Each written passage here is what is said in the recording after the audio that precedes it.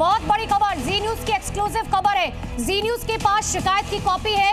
Trust के सदस्य ने ही शिकायत की थी और शिकायत में आरोपियों के बकायदा नाम लिखे गए थे, जिसमें यह एफआईआर हुई, जिसके बाद गिरफ्तारियां हुई है। लेकिन इस वक्त की बहुत बड़ी खबर, कृष्ण मोहन बताया जा रहा है शख्स का नाम, जो ट्रस्ट के ही सदस्य है और उन्होंने ही शिकायत की थी। और एफआईआर के बाद अब आखिरकार 8 आरोपी गिरफ्तार हुए हैं। जी न्यूज की एक्सक्लूसिव खबर, एक्सक्लूसिव कॉपी देखिए, ये हम आपको एक्सक्लूसिव कॉपी दिखा रहे हैं जिसमें उन 8 लोगों के नाम है जिसका जिक्र किया गया है और जिसके बाद ये पूरी बात सामने आई थी। जिसमें आप देखिए अनुकल्प मिश्रा का नाम है, लवकुश मिश्रा का नाम दिया गया है, साथ ही करुणेश पांडे और भी तमाम लोगों के नाम, 6 लोगों के नाम बताया जा रहे हैं। सुभाष श्रीवास्तव, शंकर यादव यानी कि जिसका नाम टिन्नू यादव है, तो उन तमाम लोगों के नाम जो हैं, उन सभी लोगों के नाम इस एफआईआर में दिए गए हैं। मेरे सहयोगी अंजीत लगातार मेरे साथ बने हुए।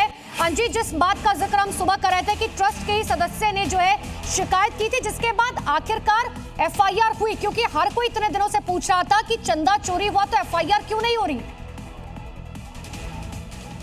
देखिए, एक आरोप लगे और उस आरोप के मुताबिक यह था कि जो दान का पैसा राम भक्त चढ़ा रहे हैं वो चोरी हो रहा है। उसके बाद इस पूरे मामले में ट्रस्ट ने कहा कि कुछ गड़बड़ियां हमें मिली हैं और इसमें कुछ लोग शामिल हो सकते हैं। उसके बाद एफआईआर को लेकर यह कहा गया कि अगर तुरंत एफआईआर कर दिया जाए तो सप्लीमेंट्री एफआईआर होगी, इसलिए ट्रस्ट के अनुरोध पर एक एसआईटी का गठन किया गया।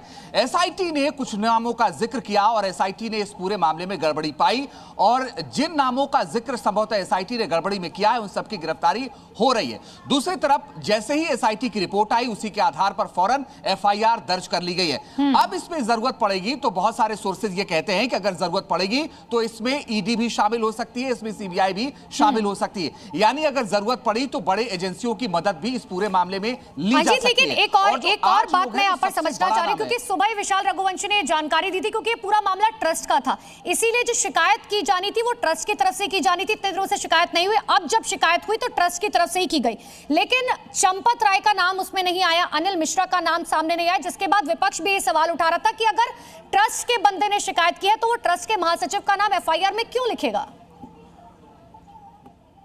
देखिए, जो शिकायत हुई थी वो इस तौर पे शिकायत नहीं हुई थी कि कौन कौन से लोग इसमें दोषी हैं, उनके खिलाफ क्या कार्रवाई होनी चाहिए। जो ट्रस्ट के सदस्य हैं उन्होंने जो शिकायत की थी उसमें उन्होंने ये कहा था कि एसआईटी की जो रिपोर्ट आई है उसमें कुछ लोगों के नाम है, उस आधार पर यह कार्रवाई होनी चाहिए। जहां तक आपने जिक्र चंपत राय का किया या जहां तक अनिल मिश्रा का जिक्र आप कर रही हैं, इनका नाम एसआईटी की रिपोर्ट में नहीं है। अब तक जो जानकारी है, अब तक की जांच में चंपत राय और अनिल मिश्रा का नाम एसआईटी की रिपोर्ट में कहीं भी नहीं है। अब सवाल यह कि उन्होंने आखिर इस्तीफा क्यों दिया अगर इनका नाम नहीं है, तो मोरल ग्राउंड पर, क्योंकि ट्रस्ट के महासचिव की जिम्मेदारी चंपत राय के पास थी, देख रेख की पूरी जिम्मेदारी चंपत राय के पास थी। पैसा कहां आएगा, कहां जाएगा, कैसे क्या इस्तेमाल होगा, यह अनिल मिश्रा की जिम्मेदारी थी। और पैसा ही चूंकि चोरी हो रहा था, करोड़ों रुपए चोरी हो रहे थे, तो मोरल ग्राउंड पर, नैतिकता के आधार पर हम ये कह सकते हैं कि वीएचपी भी इस पर सख्त थी और ये कहा कि इस्तीफा देंगे कि नहीं देंगे वो तय करें, और इसीलिए संभवतः बिल्कुल। और जैसा कि विशाल भी कह रहे थे कि देखिए इस्तीफा तो होना था अंजीत, चाहे आज होता, कल होता या 2 महीने बाद होता, लेकिन आज कहीं ना कहीं हो गया है।